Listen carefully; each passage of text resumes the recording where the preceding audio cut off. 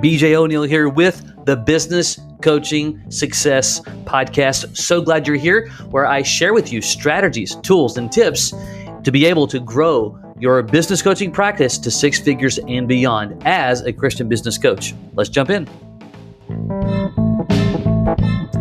Okay, in this episode of the Business Coaching Success Podcast, we're focused on why your network matters. In other words, your sphere of influence. Those people that you know, those people that know you. Now, before you start throwing tomatoes at me, and you're like, I don't want to do it that way. And I say do it that way. If you're going to build a business coaching practice, you're going to build a solid one. And you're never going to, interact with your sphere, people that know you. Especially, some, you may know business owners now. Or those people that are in your sphere of influence, they know people that you need to know. That's why the word network matters. And I will tell you, without a shadow of a doubt, when I was coaching directly, and all of my time now is spent with our business coaching network, but when I was coaching directly, the last, 5 to 7 clients all came through referrals from my network. Now, I didn't start out doing it that way always, but utilizing and accessing my network by far was a big part from day one to the very end. Not that it's over. But the challenge that I see with working with business coaches is there either A, is an aversion to your network, your sphere of influence, people that you know.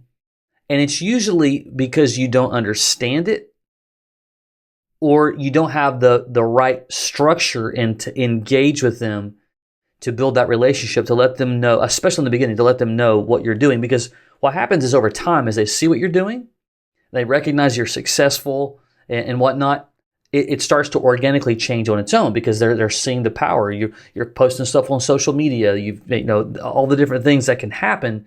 But in the beginning, that's where you have such a huge opportunity because you've got leverage. I talk about leverage a lot.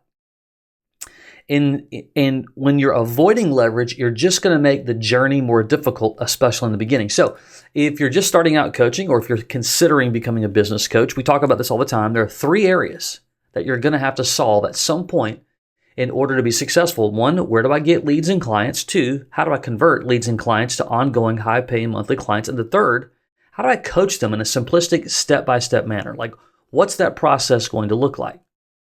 And as we're kind of getting the engine running, right, in the very beginning, where the biggest question is, number 1, where do I get leads and clients? And there's a number of ways to do that. But I'm going to argue that if you avoid your current network, and I'm going to give you some specific strategies and some things to think about, that you can be successful with your network. Now, it doesn't mean that that's all you do.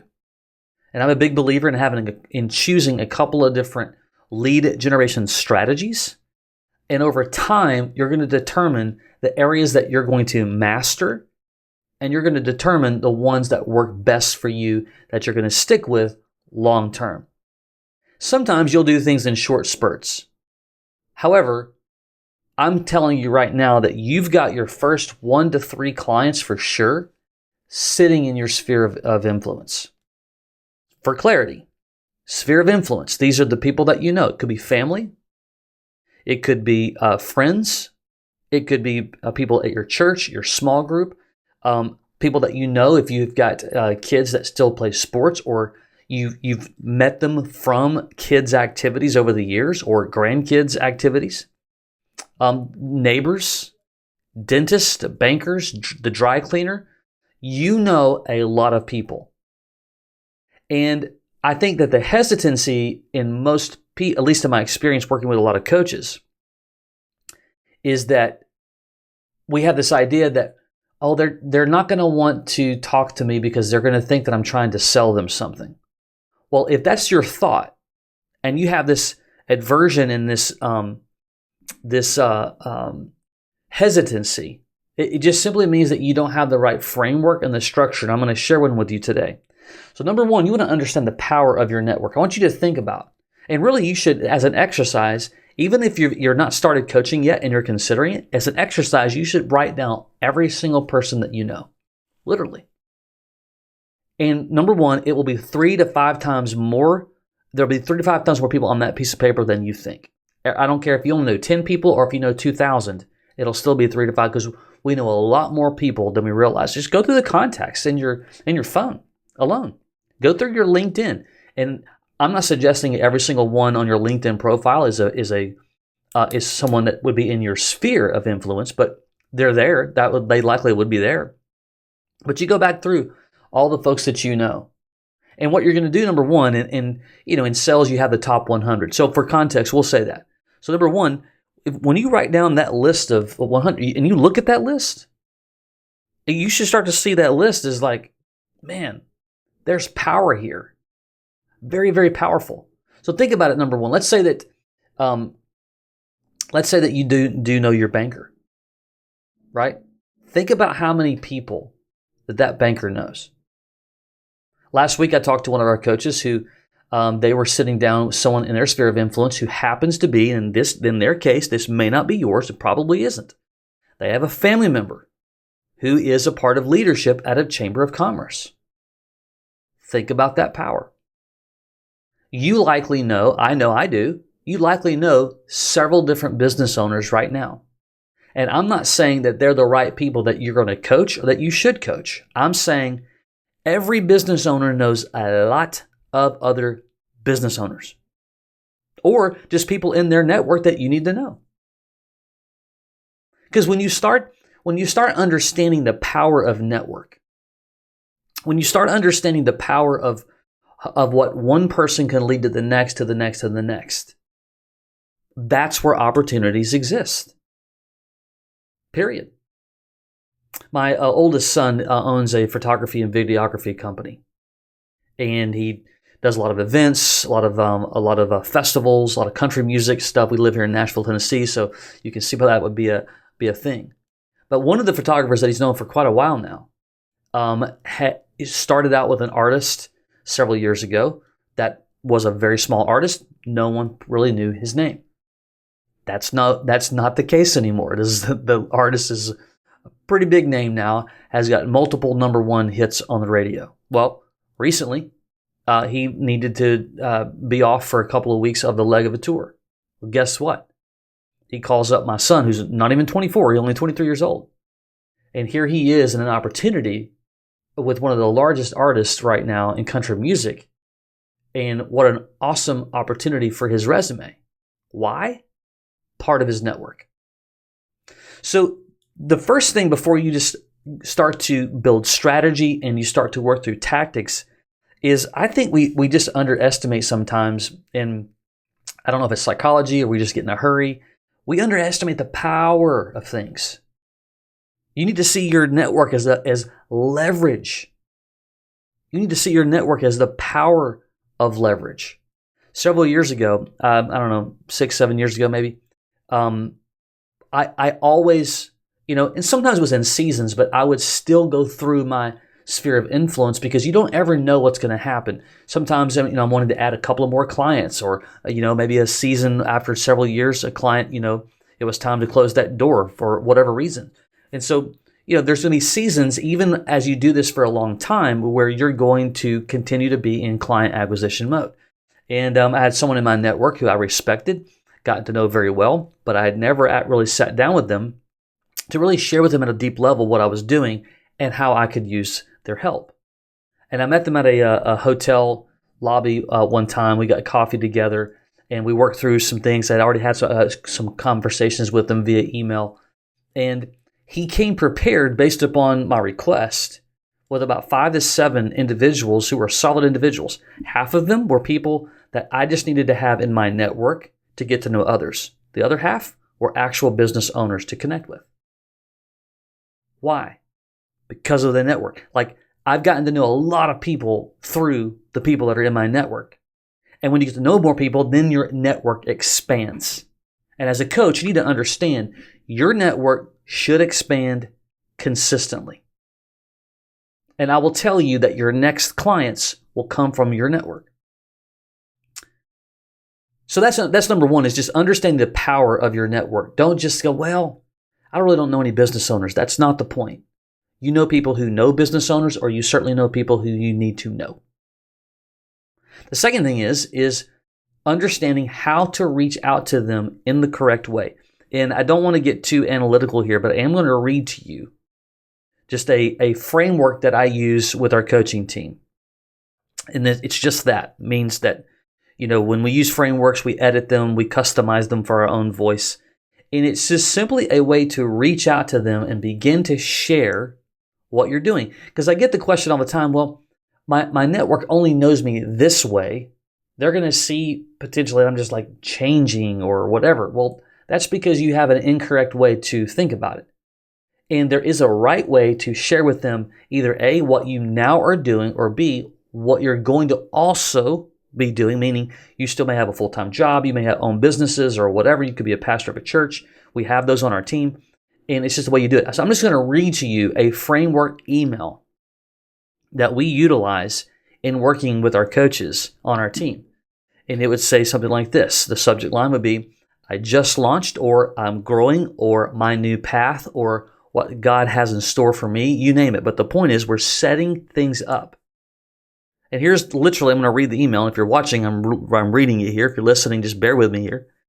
It's a hi first name. That would be your friend or your person in your network.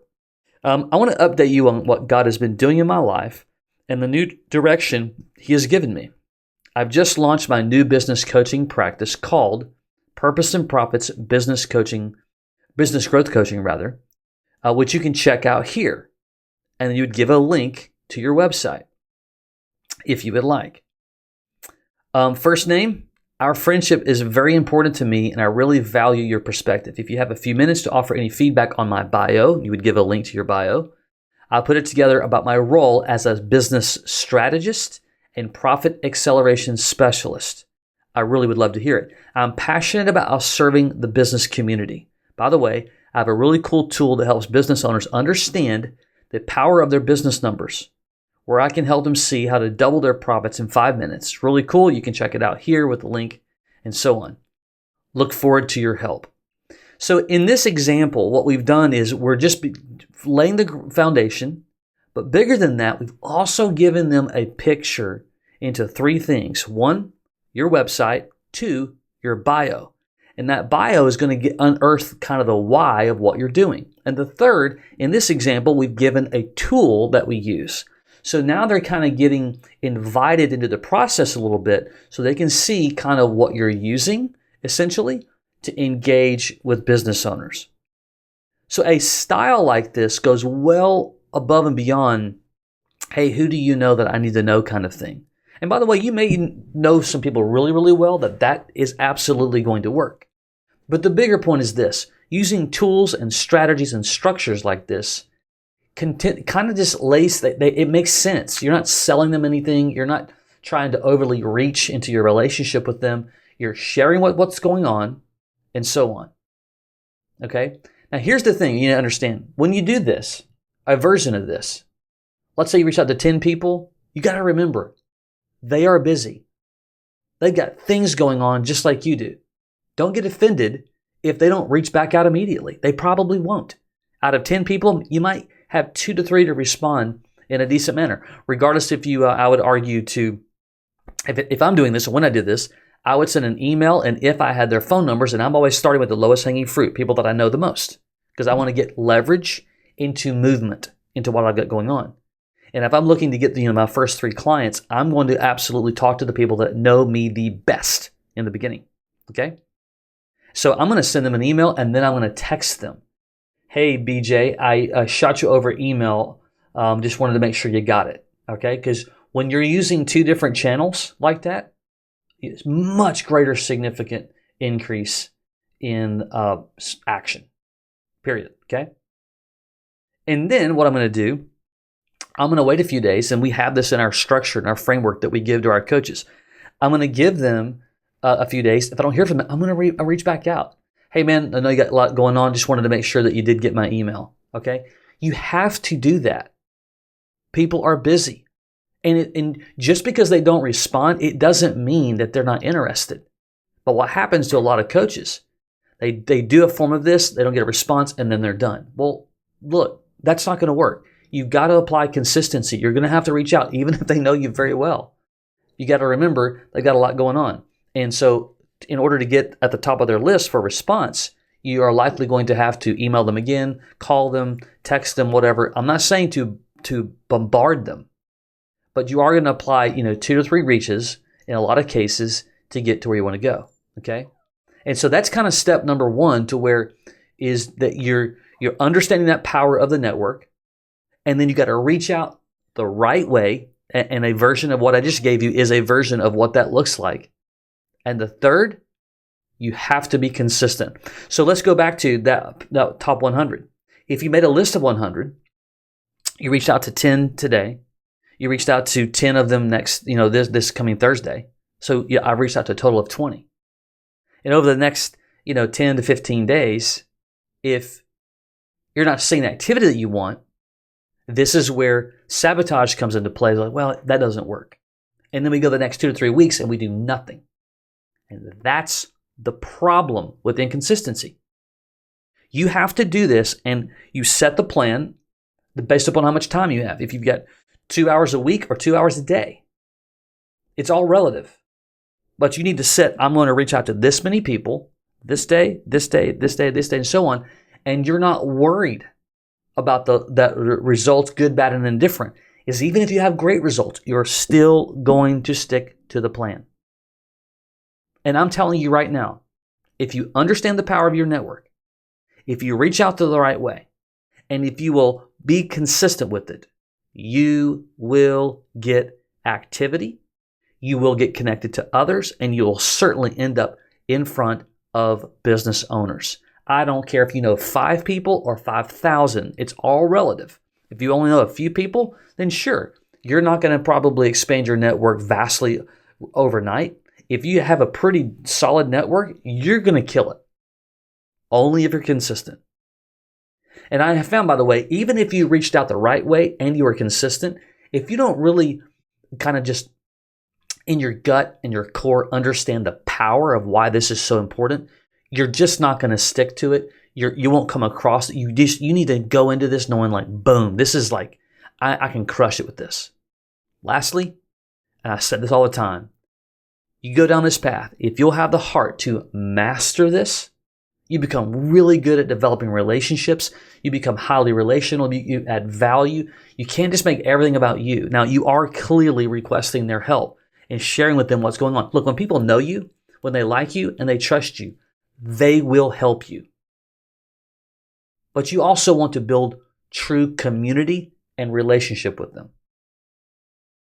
And in our trainings, we go much deeper into this, but prayerfully, you kind of get the idea. Understand the power, reach out the right way, be consistent about it. That alone, you'll absolutely be able to get several clients out of your sphere and or just expand your network as a whole. All right. If you're considering about growing a business coaching business and maybe you just don't know where to start, you don't have tools and resources, that's exactly what we do. We supply Christian men with a done-for-you 6-figure business coaching practice so that you can live life on your terms. If you're curious about it, go to businesscoachmastery.com. That's businesscoachmastery.com. You can learn some information there, or you can schedule a time to chat. We can talk about it. You'll learn exactly how we do what we do and how we can help you also. All right? Until next time, take care.